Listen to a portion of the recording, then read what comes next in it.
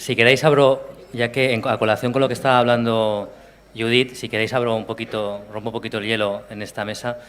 Y hablabas de los pocos casos, o sea, de los pocos casos de este tipo de enfermedades raras con mutación en un gen y en el caso concreto de la sintaxina. Yo, claro, precisarte pocos casos diagnosticados. En ese aspecto, ¿cuál es en vuestro caso, o en el caso a lo mejor de Argentina, cuál es vuestro protocolo a la hora de reinvestigar o reanalizar casos de hace 20 años, de 15 años que fueron diagnosticados, pues un síndrome de West o otro síndrome?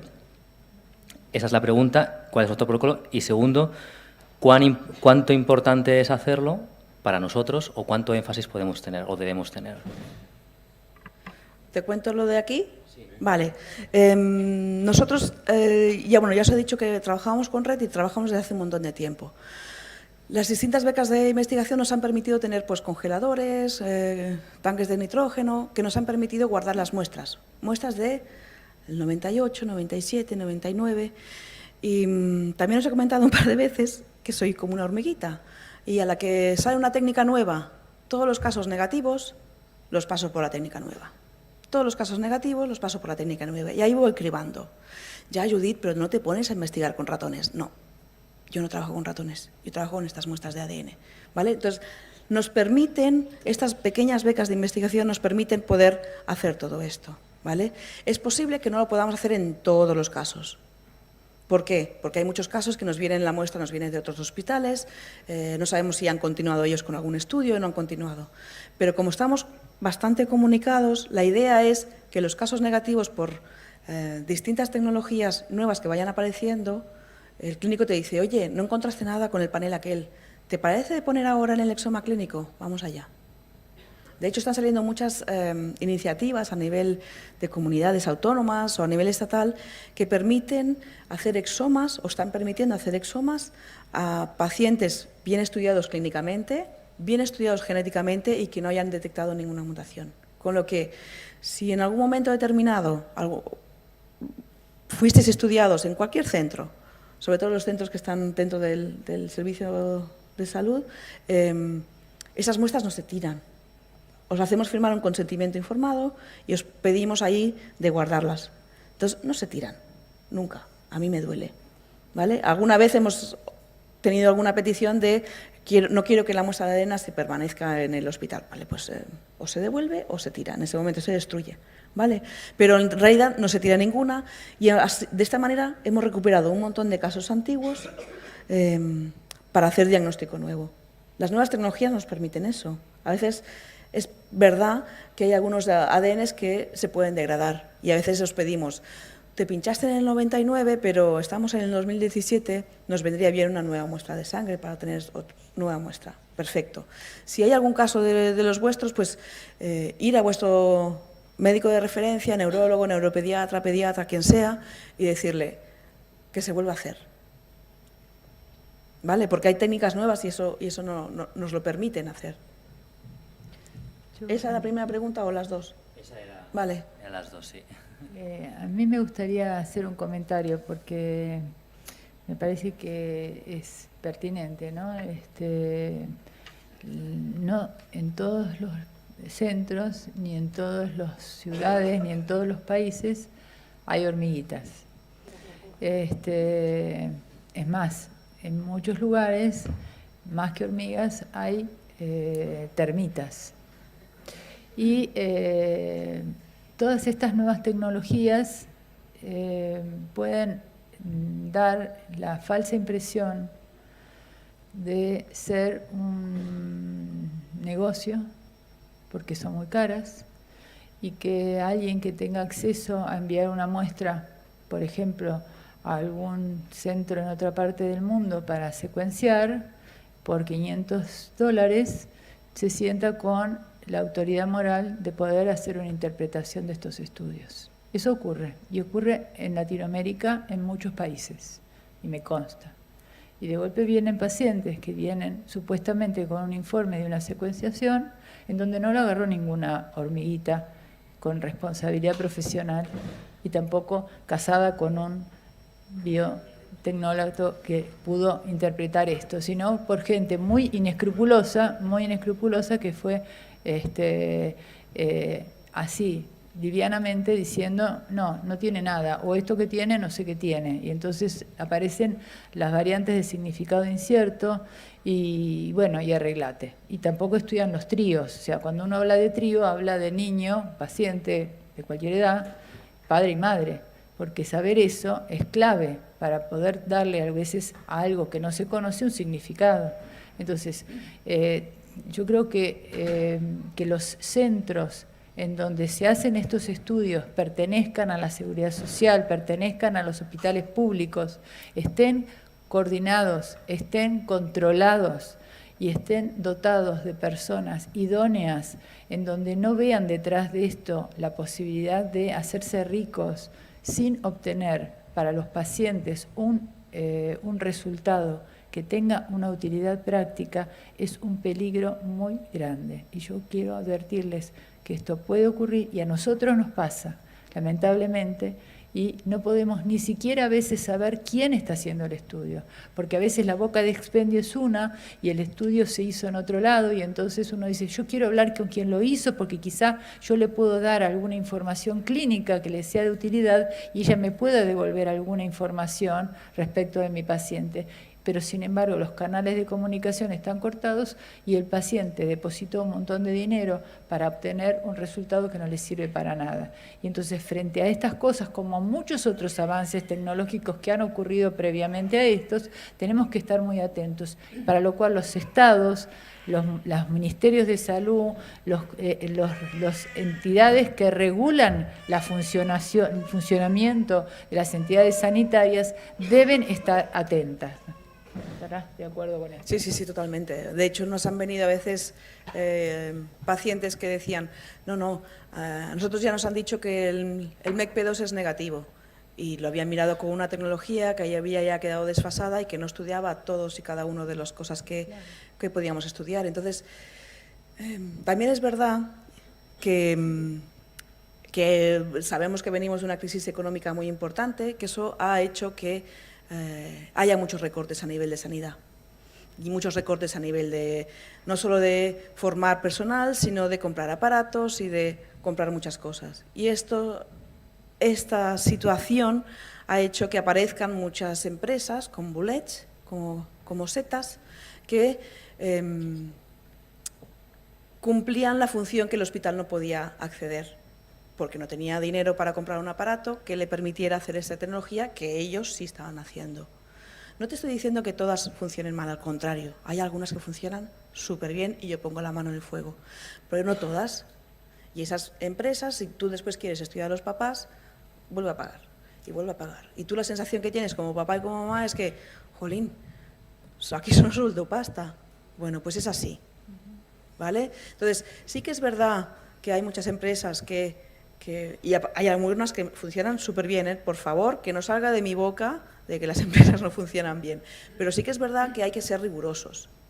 Y hay que ser rigurosos. Hay empresas que no exigen un informe clínico junto con el diagnóstico, entonces el informe genético va a ser, no he encontrado la mutación que me dices en este gen, a mí me pasa.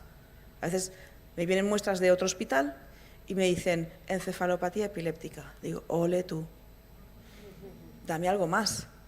¿Hay algún caso familiar? ¿No hay ningún caso familiar? ¿En qué edad empezó? ¿Qué edad tiene el paciente? Hay a veces que no te dicen ni si es un niño o una niña, ¿vale?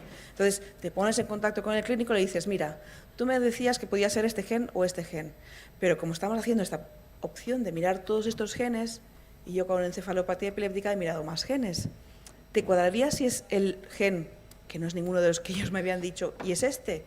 Déjame que me lo mire. Y déjame que me lo mire, ya tienes ahí pie a pensar, bueno, pues se está mirando, comparando la clínica que está descrita con lo que yo he encontrado, esa es la relación que necesitamos. Pero tienes que saber que estás en un centro que lo está haciendo bien, porque hay mucho buitre suelto. Y voy a ir a la cárcel. Bueno, la verdad que fue un placer escucharte. Ojalá fueras una hormiguita viajera. Y te pudiéramos escuchar en Buenos Aires. Lo que dijo Claudia, por otra parte, es totalmente cierto y es un problema muy serio que tenemos en Argentina y en Latinoamérica. Hay mucha falta de seriedad y mucha falta de control de calidad. Hay estudios que se mandan a China, vienen de China, se hace el diagnóstico, y tú seguramente lo sabes también, Judith, y eso es terrible porque ni siquiera sabemos qué control de calidad tiene. Pero por eso cuando empecé mi charla yo dije, por ejemplo, que era importante, por ejemplo, ver si no había un fenotipo especial en la cara de los chicos con sintaxina. Yo no dije de cara, mano, boca, lo que fuere, pero porque es un elemento más que apoya a lo que yo estoy buscando. Entonces, si yo tengo un fenotipo eléctrico, un fenotipo clínico convulsivo, un fenotipo clínico neurológico, como decíamos antes, temblor, distonía, etcétera, pero además reconozco facies y para eso un dismorfólogo dentro del estudio, y que el neurólogo se junte con el genetista y entonces tenga el elemento complementario para el análisis y que él pueda hablar con el molecular y tenga el complejo del molecular sumado al bioinformático. Esta es la realidad de la medicina de alta complejidad. La realidad de la medicina de alta complejidad no es la del consultorio particular, se terminó. Por eso nosotros estamos en hospitales o públicos o privados, pero con alta complejidad. Si uno piensa que va a ser fácil hacer la medicina desde un consultorio y mandar a un laboratorio y que le venga resultado, va a ser muy difícil. Yo creo que esto es que hacer. Y la segunda conclusión que quiero sacar, que esta ya me llamó mucho más la atención, es que ella está fomentando la poligamia. Porque yo empecé con que tenía que ser neurólogo, después era muy bueno tener un genetista clínico, pero a eso era bueno que tuviera un genetista molecular. Y entonces finalmente tengo que terminar también con un bioinformático. Bueno, esto es como, y en algún momento dijo de la neuroradiología, que estoy totalmente de acuerdo. Claro, así que todo va a ser una gran familia en esto. Bueno, yo dije...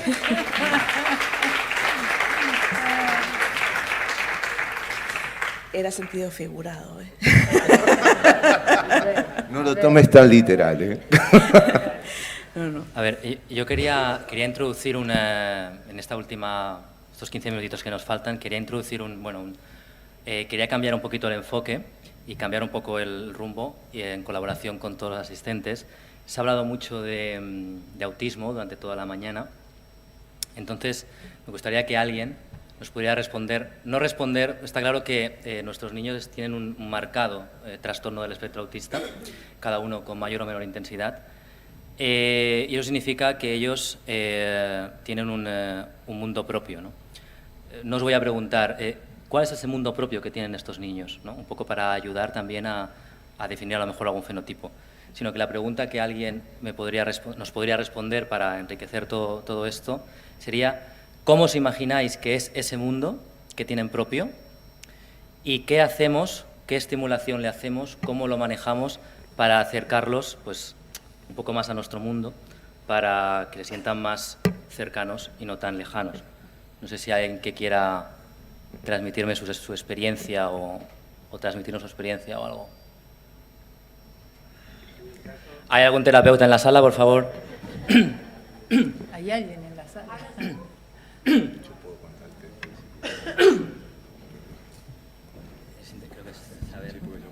Ante todo, agradecer a la asociación el habernos invitado. Creo que somos varios terapeutas.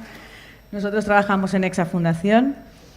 He encontrado súper interesante, ¿no?, a nivel clínico y médico vuestras ponencias, pero realmente un debate que surge ahora es muy importante saber qué tienen, pero nosotros no trabajamos con eso.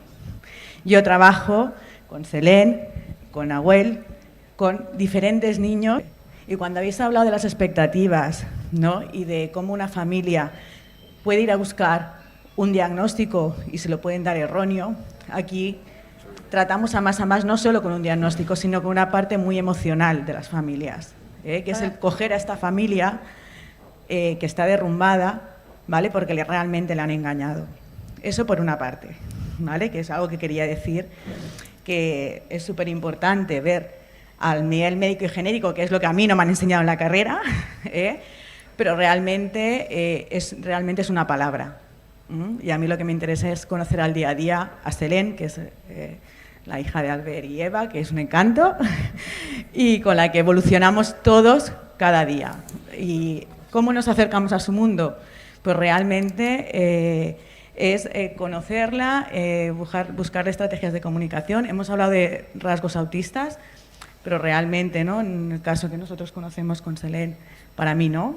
Hemos entrado en su mundo, poco a poco la hemos ido conociendo, hemos utilizado diferentes estrategias. Creo que aquí hay diferentes, ¿no?, terapeutas que trabajamos con Selene, que somos de ámbitos diferentes, pero que hablamos el mismo idioma. Y el hecho de poder abrir, ¿no?, la mente y el no encasillar a nuestros niños y tener expectativas ante ellos es lo que nos hace evolucionar cada día. Eso ya está. Muy bien, muy bien. Gracias. No sé. Yo hago un breve comentario antes de ti, Luis. Mira, sobre lo que planteaba Albert y lo que contestas tú, aporto lo siguiente, verás. Los niños cuando son pequeños, también el Víctor preguntaba por el fenotipo, no está un fenotipo preestablecido en publicaciones científicas, y es una pena. Nosotros en ese sentido, Albert, podríamos hacer algo, porque podemos aportar las imágenes, vídeos de nuestros niños, somos 10, 15 casos, y eso acababa en publicación, se aprendería mucho. Yo, por resumir, la evolución de fenotipo relacionada también con el autismo, puedo decir que de entrada nuestros niños, habiendo visto los vídeos y las fotografías de muchos, y por supuesto conociendo bien las de mi hijo, de entrada, 1 año, 2 años, 3 años, son niños con un aspecto muy normal, vistos por dimorfólogos profesionales, aspecto normal, no le encuentran nada, ¿eh? Ahora bien, cuando llegamos en torno al 3er, 4 año, 5, conforme vamos creciendo, empiezan sí ya a aparecer elementos. Primero lo detecta el profesional, los padres no le hacen mucho caso. Bueno, el niño tiene los dientes un poquito así abiertos, pues porque como no mastica y tal, no lo hace bien, pues ha surgido esto. Pero sí, siguen surgiendo cosas, siguen surgiendo signos. O sea, ya un niño con 10, 12, 14, 16 años, sí hay una gran diferencia con un niño o con un muchacho de la misma edad y que sea sano. Ese es un aspecto que tenemos que tocar. Y en cuanto al autismo en sí, pues la progresión es muy parecida a la que hablo de la dimorfología. En un principio el niño tiene su retraso y tal, bueno, lo va llevando bien, pero hay un momento en el que suelen ya ser más complicados. Se percibe que ese autismo ya no es un trastorno de espectro autista, ya sí es una forma más severa, más acuciante, y ahí sí que podría inventarse, o bueno, lo lanzo por si los de Nexe o algún otro terapeuta lo puede coger junto con los clínicos, a ver qué palanca podemos introducir entre los 4 o 6 años para evitar una evolución más rápida hacia ese mundo del autismo que ya adelanto que suele producirse, suele darse, ¿eh? Yo en este aspecto, perdón, quería comentar una cosa, ya que me viene al hilo, ¿vale? Creo que es súper importante lo que has dicho, porque explicas de la evolución de un niño que tiene un tipo de mutación en un gen determinado. Que yo sepa, la sintaxina fue descrita como mutación que causa una patología en el 2008. Han pasado menos de 10 años, con lo que seguramente hay muchos pacientes de edad adulta que la tienen y no lo saben, y no hemos podido ver esa evolución. Falta una historia natural de pacientes con esta clínica, ¿vale? Y para eso, me vas a matar, Miriam, pero es necesario tener una base de datos clínica y una base de datos genética, ¿vale? Que vaya evolucionando a medida que va pasando el tiempo, que haya una historia natural, que podamos prever cosas que sabemos que en todos está pasando. Eso es importante, y pienso que a nivel de terapeuta puede funcionar y puede ser muy útil. Ya está. Yo, cuando mi niña nació, en principio, desde que nació, yo pensé que ya tenía un problema. Como era médico, ya tenía más hijos, sabía cómo iba, pero no me metí en la cabeza o no quise ver lo que ella veía, porque me acuerdo cuando recién nació, ella dormía con las piernitas como un sapito, ¿no? Y era como una muñeca de trapo. Íbamos al pediatra y el pediatra nos decía que siempre era normal, hasta que cambiamos que era hipotónica, y cambiamos de médico y hablamos directamente con una neuróloga, y ella enseguida le vio que tenía un problema y comenzamos todo. El diagnóstico, este diagnóstico del síndrome ST, ¿lo realizó usted, doctora? A los 13 años, antes no. Después de que pasaron muchas cosas, ahí, bueno, pasó eso. Y en cuanto a esto del autismo, pues mi hija sí vive en un mundo, en su mundo que es nuestro mundo, porque vivimos nosotros con ella. El mundo de ella posiblemente es un mundo muy bonito, porque casi siempre, casi toda la vida está contenta, a menos que esté enferma. Únicamente cuando esté enferma se pone totalmente mal, no quiere comer, o sea, no hace nada. Pero se comunica a través de sus ojitos con nosotros. Nosotros, con todos los años que hemos vivido con ella, que hemos convivido, pues sé cuando quiere agua, sé cuando quiere comer, sé cuando no quiere una cosa, solo con los ojos, porque no habla, no te dice nada, no camina, y se moriría si no le damos de comer. Así es nuestra hija, así es nuestra vida, pero nosotros estamos contentos y ella es el motor de mi vida, al menos de mi vida, si ella está contenta y yo estoy contento y toda la familia está contenta. Una de las cosas que hemos visto y que le tranquiliza muchísimo, no sé si a los demás les sucede, pero es cuando ella está un poco agitada y comienza a moverse un poquito más de la cuenta, o no quiere comer, o no quiere alguna cosa, simplemente le ponemos música. Cierto. Y la música hace que se calme totalmente y haga lo que nosotros queremos. Por ejemplo, simplemente abrir la boca y tomarse un vaso de agua, y eso nos pone felices, ¿no?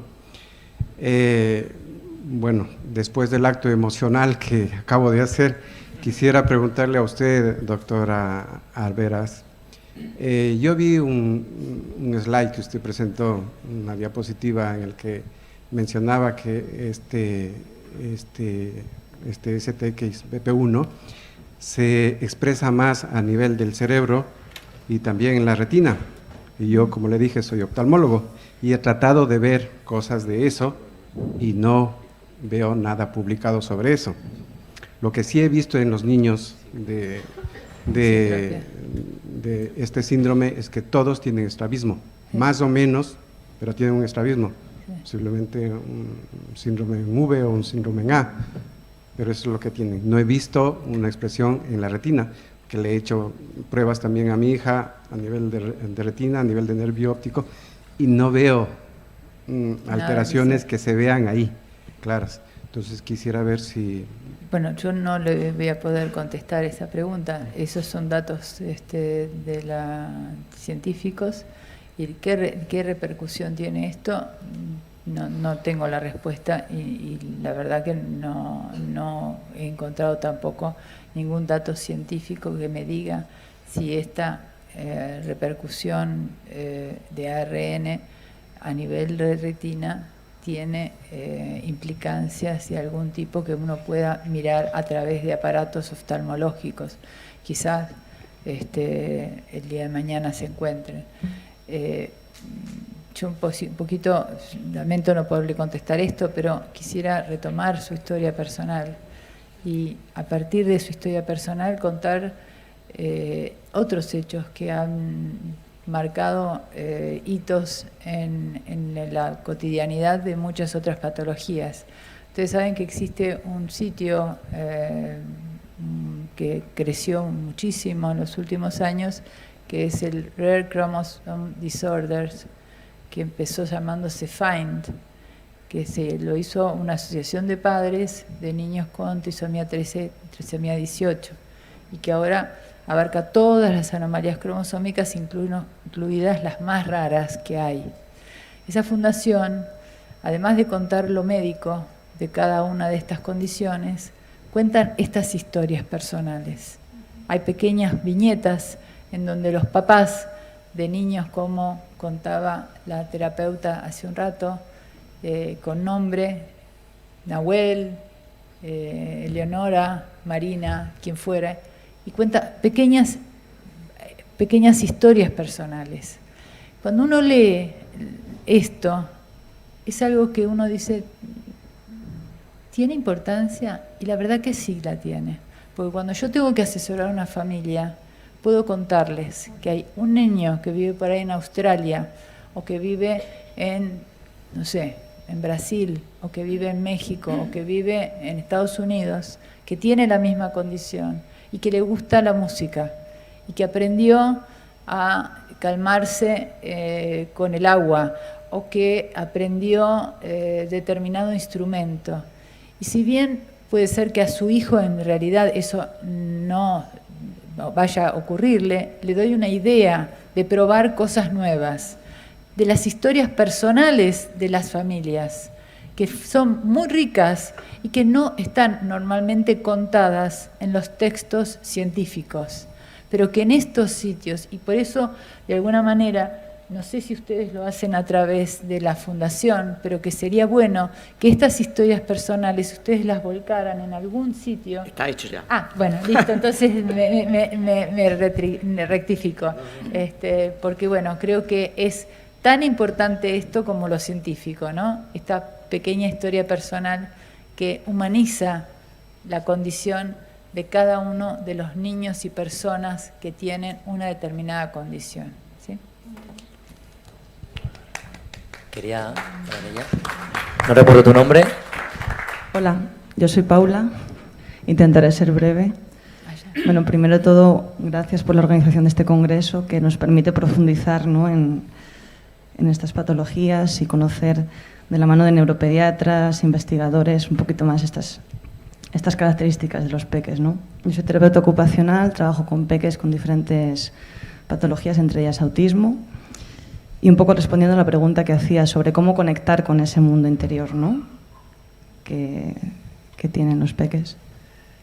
Bueno, una propuesta desde mi humilde experiencia, que es corta, pero que quería compartir, es poder elaborar perfiles individuales, ¿no?, de cada peque. Cada peque es diferente, por más que conecten en las características de la patología, ¿no?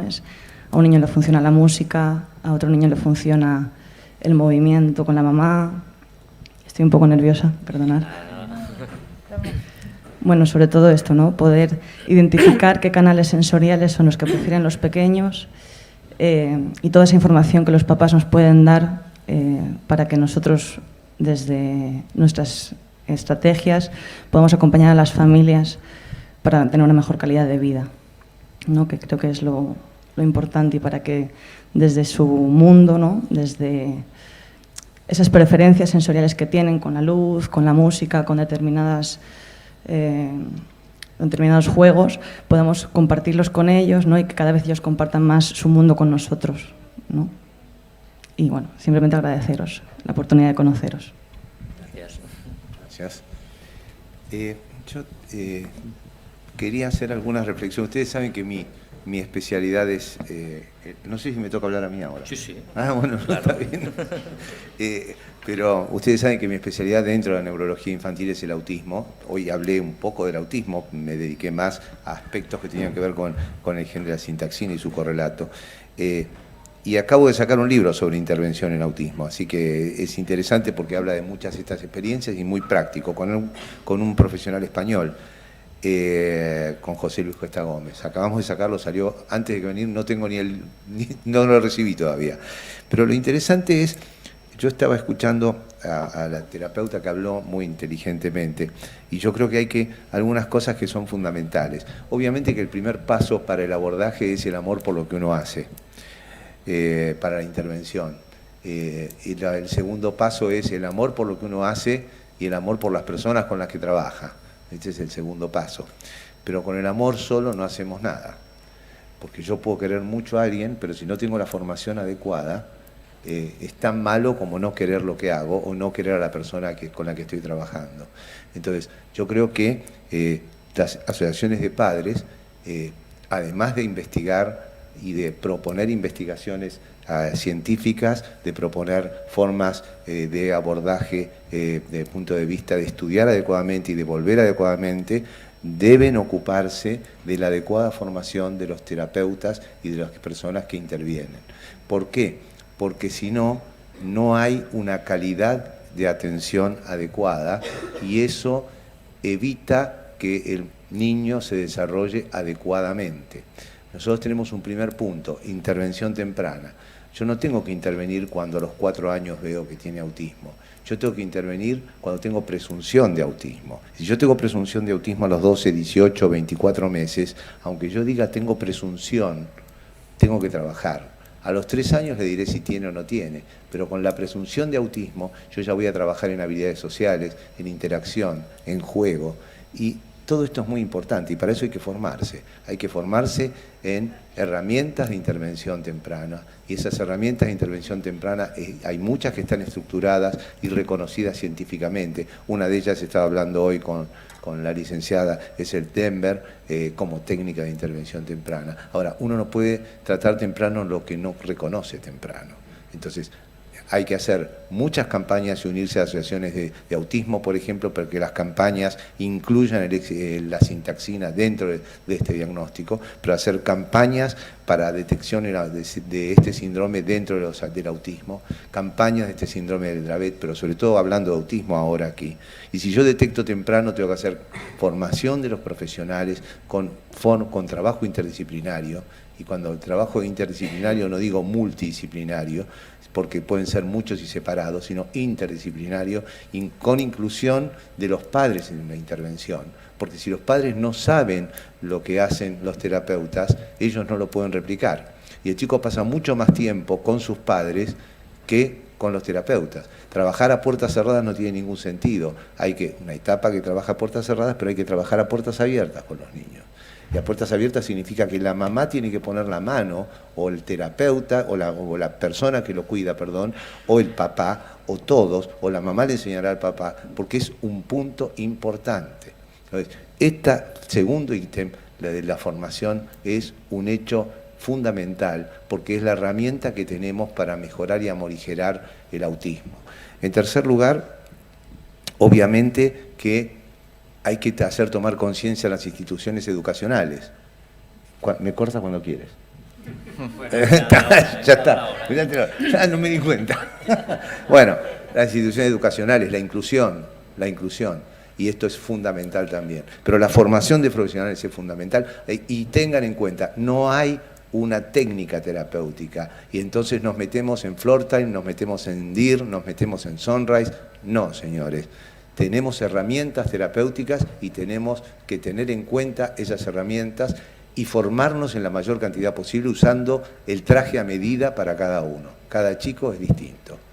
Y finalmente, no olviden la transición a la adolescencia y la vida adulta. Las asociaciones de profesionales jóvenes están pasando por lo que ustedes pasan, como una asociación de padres jóvenes, pasan por lo que ustedes pasan, que es detección y reconocimiento. Van a pasar los años y los padres de personas más grandes van a necesitar la inclusión a la vida adulta, van a necesitar un lugar donde vivir estos niños, que van a ser niños a lo mejor para ustedes toda la vida, pero van a tener 30 años, y entonces, o van a tener 40. Y hay que buscar el desarrollo del reconocimiento de las instituciones, del Estado, y a desarrollar albergues o lugares en donde puedan vivir cuidados y dignamente, y donde se les entienda. Por ejemplo, uno de los capítulos del libro habla de cómo entender a una persona. Usted decía que le entiende con la mirada. Bueno, ¿cómo le entienden los demás? Entonces, ¿cómo entender las necesidades de una persona con discapacidad y autismo? Eso está estructurado, uno puede empezar a trabajar en eso. Así que tienen un gran desafío por delante en todos esos aspectos. Una cosa peculiar es que primero que se describió que tranquilizaba a las niñas con síndrome de Rett era la música. Interesante, usted agarre los primeros artículos de Rett, típico, y les gustaba la música. Fíjense cuántos puntos en común puede tener una cosa con otra. Así que yo creo que he dado una visión un poco global del autismo y de la pregunta que hizo aquí Albert, y bueno, espero haber aportado algo. En la segunda Isabel. fila había Hola. una señora que Hola, yo quería soy... preguntar antes. No sé. Buenos días. Se ha colado. Bueno, buenos días a todos. Agradeceros la mañana que estamos pasando y lo que estamos aprendiendo. Nosotros somos una familia que llegamos hace muy poquito a esta asociación. Ya llegamos con un niño con una discapacidad adolescente, pasando una etapa diferente en la cual si ya de normal estás perdida en la adolescencia, ya no estás en ningún lado, porque en infantil no te saben cómo asesorar, en adultos tampoco. Una de las cosas que más me están llamando la atención es que hasta que nosotros como papás no llegamos a esta asociación, jamás, tanto sin diagnóstico como con diagnóstico a partir de los 12 años que tuvimos, nunca nos habían nombrado la palabra autismo relacionado al niño y luego al adolescente ya con diagnóstico. La duda es, no sé ni cómo plantearla de lo confundida que puedo llegar a estar con este tema. Nosotros como papás siempre se nos había hablado como que podía más el retraso madurativo y cognitivo del niño que cualquier otro diagnóstico. O sea, nunca lo habían etiquetado en ningún grupo. La pregunta es, ¿el autismo es tan claro siempre? O sea, ¿va realmente tan unido siempre a este síndrome? ¿Cómo lo podemos abordar? Porque realmente no es lo mismo tener en cuenta un adolescente o un niño delante con simplemente un retraso madurativo severo, a añadirle a eso también un autismo o un espectro autista. Sí, está muy buena la reflexión. En primer lugar, el autismo es una condición o un trastorno que puede responder a distintas causas. Entonces yo puedo tener un niño con síndrome de Down, con autismo, puedo tener un niño con una discapacidad intelectual o un síndrome de Williams, como dice Claudia, con autismo, y puedo tener un niño con síndrome de sintaxina con autismo, o puedo tener un niño con síndrome de sintaxina sin autismo. ¿Está claro esto? Primer punto. Ignoro si su hijo tiene o no tiene autismo. Ahora, si tiene autismo, es un elemento complementario que es explicable por esta alteración, por este síndrome. ¿Está claro lo que quiero decir? O sea, no es que le estamos sumando una enfermedad hoy a su hijo, de ninguna manera. Lo que estamos diciendo es que todo niño con autismo hay que pensar en sintaxina, habiendo descartado otras cosas. Pero que no es que todo niño con autismo va a tener sintaxina, voy a tener que buscar un montón de cosas. Y la consulta genética y la evaluación dismorfológica y estudios a veces metabólicos, etcétera. Ahora, es una condición, se manifiesta por compromiso en la integración y en la cognición social, en la intención social, sumado a intereses restringidos o conductas repetitivas. ¿Está claro? Si su hijo tiene eso, es probable que tenga autismo, lo que no le quita que además ya tenga un retardo global del desarrollo, y no le quita además que tenga un trastorno en el lenguaje, y no le quita que además tenga una discapacidad intelectual. No sé si es claro. Ahora, si tiene autismo, la forma de intervenir es distinta que en un niño con discapacidad intelectual sin autismo, porque su cognición social va a ser distinta. Un niño con discapacidad intelectual va a tener interés social, mientras que un niño con autismo va a tener ausencia de un interés social adecuado. No sé si fui claro. Sí, muy claro, muchas gracias. Isabel. Sí, hola, yo soy Isabel, soy fisio de un CEDIAP. Bueno, lo primero de todos, felicitaros por este congreso, que es fantástico, y las ponencias me han encantado personalmente. Por otro lado, también os quiero felicitar como padres, porque ahí estáis haciendo una evolución preciosa. El poder crear esta asociación me parece fantástico. Y en relación a la pregunta de los abordajes terapéuticos en niño con autista, cada niño es diferente. Esto hay que tener en cuenta la individualidad de cada niño, y cada niño se va a expresar de una forma diferente.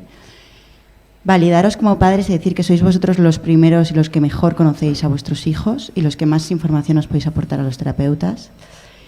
Y desde mi corta experiencia, como decía mi compañera también, poder entrar en el mundo de la sensorialidad del niño, a mí me ayuda como terapeuta, poder entrar en este mundo de sensorialidad para poder conectar con su propia emoción, como pueden ser las canciones, que es una forma de conectar con la emoción, para poder así ayudar al niño a transitar del mundo de las sensaciones al mundo de las emociones, que es en el que nos movemos los adultos. Y eso, que muchas gracias por toda esta organización. A ti, por venir. La señora de la 7ª fila que levanta la mano, ya le llevan. Hacemos primero aquí y luego vamos para allí. Los que están más adelante pagaron más cara la entrada, así que tienen que hablar primero. A ver, yo Sí. soy la abuela de una niña afectada por el síndrome STXBP1 que he conseguido aprendérmelo, ¿vale? Entonces, sumarme a todas las felicitaciones. Yo soy una defensora de las asociaciones, de que uno a nivel individual no consigue nada, pero como grupo se pueden conseguir muchas cosas. Felicitar a la asociación porque con el poquito tiempo que lleva hay que ver la de cosas que ha hecho y la de cosas que a partir de aquí se van a seguir haciendo. Entonces, rescatar lo importante del trabajo interprofesional, como ha dicho el doctor Ruggieri, entre los profesionales, pero también valorar mucho el trabajo con los padres. Los padres son los que mejor conocen a los hijos. Vale. Y entonces compartir ese conocimiento de los padres con los profesionales a mí me parece imprescindible. Muchas veces pues el profesional le deja un poquito que esto es así, punto, y el padre, la madre, la familia se va con esa sensación de que no ha tenido una respuesta. Y hay que seguir preguntando, hay que seguir indagando, hay que seguir buscando. Entonces, por ahí, dar esa potencia a los padres, que tienen mucho que hacer los padres, los abuelos, y como decía aquel, pues para educar a un niño hace falta la tribu entera, y para educar y cuidar a los niños con algún tipo de discapacidad hace falta el planeta entero. Entonces yo lo que quería pedir a los ponentes, aparte de felicitarles que nos han encantado, es qué pedirían ellos a los padres, que en parte me lo ha contestado ya el doctor Ruggieri, qué pedirían, cómo las asociaciones, cómo las familias podemos ayudar, podemos apoyar ese trabajo profesional, porque entre todos tenemos que trabajar en equipo. Entonces, y compartir ese conocimiento. Vale, gracias. Y bueno, yo pienso que la comunicación que tengáis la familia a cargo de un niño con discapacidad con los profesionales que os visitan cada día, pienso que es importantísima. Pienso que hay que pedir más tiempo a nivel de consulta, que a nivel del clínico tiene que tener el tiempo suficiente para poder tener la consulta en condiciones, porque muchas veces te dan 8 minutos. Vale, y te ponen los pacientes para 8 minutos. Yo no soy clínica, pero me lo han dicho. Pero te ponen los pacientes para 8 minutos. Y si yo voy al clínico, yo tengo un montón de preguntas y no me gustaría irme sin que me las hubiesen contestado todas. Con lo que 8 minutos para mí, pues no es nada, porque le mides la cabeza y si se mueve ya son 8. Con lo que no es suficiente. Yo pienso que en ese sentido tú has dicho, individualmente no hacemos nada, en grupo hacemos. Y es así lo que tenemos que hacer. En grupo tenemos que exigir una mejor tiempo, dedicación del personal clínico. Pienso que es importante que el clínico sepa de quién estás hablando, que seáis derivados al centro, que os quede más cerca, que confiéis más, que sea cual sea, pero que os quede cómodo, que el médico, si no os acaba de hacer el pes, no os acaba de... pues que tengáis el derecho de poder cambiar y yo pienso que eso, punto número 1, vosotros tenéis la experiencia y la tenéis que pasar al clínico y el clínico os tiene que tener tiempo para escucharos y para contestar todo aquello que necesitéis. Muchas veces el clínico no tiene todas las respuestas, eso es imposible, porque no se tienen todas las respuestas, pero sabiendo qué es lo que eso está, las dudas que tenéis, ellos también van aprendiendo. Los clínicos ven un montón de enfermedades distintas y muchas veces vosotros, los papás, los familiares, sois los que tenéis la información más nueva, más reciente y más profunda, con más profundidad que cualquier otro de los clínicos. Y eso no quiere decir que el clínico no se dedique, ¿vale? Esa es una. Y la otra es, a nivel de investigación hay muchísimas cosas que hacer, pero no se puede hacer solos, ¿vale? Ni un solo centro. Entonces, encontrar el centro que os merezca vuestra atención, que os merezca vuestra confianza, valorarlo como asociación y juntaros y proponer cosas. La investigación a nivel genético es hiper cara, súper cara. A nivel de modelos celulares, modelos animales es súper caro. Yo creo que los familiares no deberíais cargar con esa responsabilidad económica. Es muy cara. O sea, bastante tenéis con lo que tenéis en casa y que las ayudas que están recibiendo son muy pocas, con lo que encima tenéis que cargar con esa carga de investigación. Pienso que es súper injusto. Punto. La otra cosa, no se están estudiando todas las enfermedades, es una realidad. No se pueden estudiar todas las enfermedades, pero hay otro tipo de aproximaciones que pueden llegar a mucho más gente. Entonces, entre todos, exigir y dar. Yo quería comentar dos cosas. Yo creo que si yo tuviera que pedir a las familias, bueno, una de ellas es la información. La información me la pueden dar si yo dispongo del tiempo para poderlos atender. Por eso yo soy defensora del hospital público, porque a mí nadie en el hospital público me dice cuánto tiempo tengo que ponerle a una consulta médica. Y si yo quiero estar 1 hora y media haciendo un interrogatorio a una familia, nadie me va a venir a decir que el tiempo ese no es rentable, porque en definitiva no dependo de la opinión de un administrador que me diga, no, su consulta tiene que ser de 15 minutos. Punto 1. Punto 2. Las familias muchas veces tienen arborizaciones que permiten llegar a lugares que uno desde el consultorio es imposible, o desde el hospital es imposible. Por ahí tienen un amigo concejal, un amigo ministro, un amigo que es diputado, un amigo o un pariente que tiene algún rol dentro de la salud pública en lo macro, ¿no es cierto?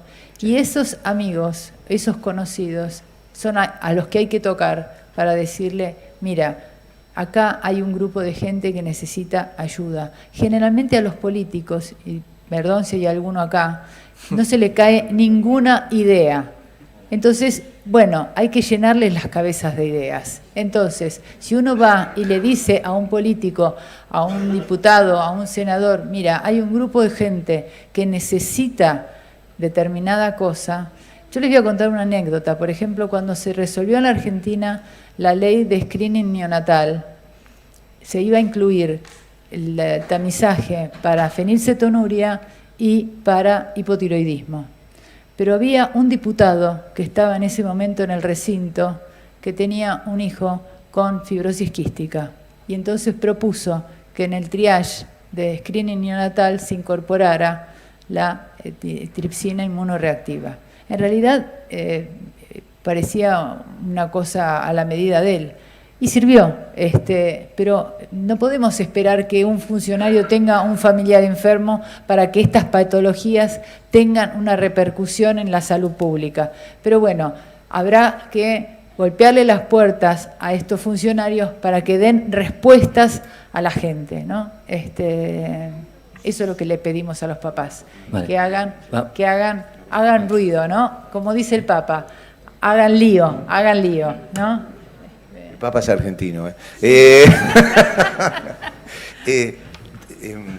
cuando uno habla de pedir a las familias, una cosa que yo le pido individualmente a cada familia, no a la asociación de padres, a cada familia. A veces vienen con el otro hijo que no tiene ningún problema, tiene un desarrollo típico, viene el matrimonio y vienen con su niño afectado.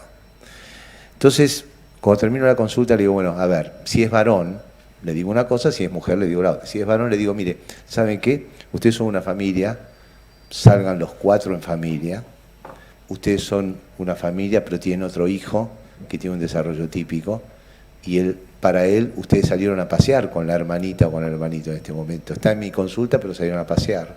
Entonces denle el espacio a ese hermano una vez por semana que sea un espacio para papá y que diga te llevo a jugar al fútbol, a ver al Barça, o te llevo a tomar un helado y si es una nena a mirar vidrieras, pero esto es fundamental. Esto tienen que tenerlo en cuenta porque si no, ese chico va a tener problemas en la vida adulta o en la adolescencia. Hay que demostrar que ustedes tienen el interés. No es fácil, yo digo 33% de tiempo para cada uno si son 3, no es fácil, pero si no se les va la vida de los chicos más chicos o del hermano, y el hermano no tiene la culpa. Y también les digo, tengan un espacio para ustedes dos, porque si no se les va el matrimonio. Y también les digo, tengan un espacio los 3 con el otro chico, con el desarrollo típico. Esto es fundamental, y esto se lo digo a cada familia, y se lo digo a todos ustedes como familia, porque es fundamental ese concepto. Y otra cosa, que esto sí creo que hay que pedir a la Asociación de Padres, es que se mantengan unidos. Siempre cuando empiezan las asociaciones de padres, empiezan con mucho ímpetu, y ustedes seguramente lo tienen. Creo en las buenas intenciones de todos, y las van a tener seguramente, pero manténganse unidos. Yo tengo muchos años de asesoramiento a una asociación de padres. Siempre me junté con la gente que tiene pocos recursos, entonces me junté con los que no manejan dinero, con una asociación de padres transversal, se llama TGD Padres TEA en Argentina, y es muy importante, tiene más de 3.000 familias con autismo, y ellos se manejan, pero todas terminan teniendo dificultades, y ustedes que están empezando de chiquititos, pónganse principios éticos y principios morales, porque esto es como el consorcio. Hay gente que quiere estar en el consorcio del edificio para ocupar un espacio y no se ocupan realmente de la problemática de familia o de la problemática de la familia. O sea, es muy importante que piensen. Entonces, cuando alguien venga con una demanda y mi hijo tiene 16 años y tiene una situación distinta, va a ser distinto al que tiene 2 años o al que tiene 1 año y medio, y van a tener todos que estar escuchados y todos escucharse para los proyectos de futuro. Nada más. Vale, y vamos con la, si me dejáis, última intervención, porque hay unos camareros ahí que llevan una hora, pues no sé, ¿qué están haciendo? Simplemente están haciendo señas. Comentar que la doctora Judith tiene toda la razón. Yo, dentro de la sanidad, es verdad que nos dan un tiempo limitado para la asistencia. Voy al grano, sinceramente. Lo que el profesional pueda reclamar de que no puedo tener 7 minutos para una asistencia, se nos va a quedar un poco en el agua, ya lo sabe. ¿Qué es lo que realmente funciona? Y esto lo sé desde la gerencia del hospital. Funciona lo que presentamos por escrito, tanto las cosas positivas como las negativas. Actualmente, aquí en Cataluña, al menos se está evaluando todo aquello de por escrito alguien dice, esto no lo cambiéis. Y eso es lo que hay política de no querer cambiarlo. Y todo aquello que hay que cambiar por escrito. Pero uno a uno, lo que protestemos a nivel individual tiene poco valor. Eso por otra parte. Mi consejo es por escrito, hay que presentarlo. Los cambios se harán a cúmulo de escritos. La otra cuestión, estoy de acuerdo con el doctor Ruggieri absolutamente en cuanto decía la formación de los profesionales. Yo que he vivido de cerca la equinoterapia, todos mis respetos para el equipo de terapia cabal. Cuando he visto otros equipos trabajando, ¿qué diferencia en cuanto a la formación del profesional? Y solamente observando cómo tratan a sus animales, se entiende cómo tratan a esos niños trabajando. Y yo pienso que esto, de alguna manera, tiene que quedar patente. ¿Qué formación tenemos? Yo con decir soy comadrona es insuficiente. Aquí hay que hacer algún registro que los usuarios tengamos de alguna manera un poco más de información de cómo se está trabajando en cada sitio. Gracias.